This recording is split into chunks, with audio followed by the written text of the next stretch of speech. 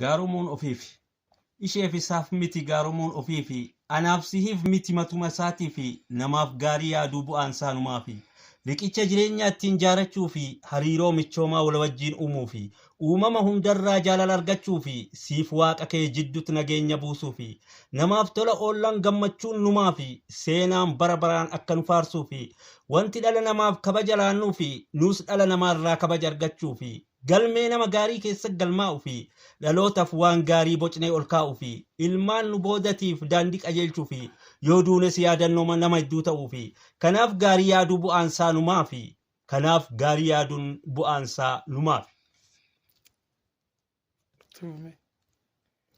Waa'ee ilma namaa ajab yaadiin qiisaa ni beeka ni yaada waan hunduma keessaa walirratti duulee maaliif wal balleessa.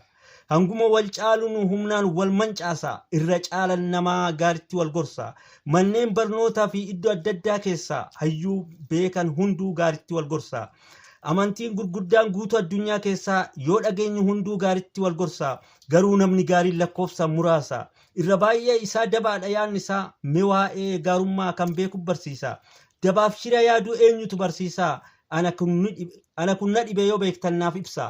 Kanatu na dhibee yoo beektan naaf ibsa. Nama gaarii jechuun isa akkamiiti? Namaaf nama jidduutti bakkaa fi bakkatti hiika addaa qabdi moo waluma fakkaatti? Fedhiin ilmaan namaa waan adda addaati. Wanti tokkoof gaarii tokkoof ni hammaatti. Kanaaf gaarummaanu akkamiin ibsamti? Wanti kunniin hunduu gaafii natti taati. Anis lafa kaa akka yaada kootti.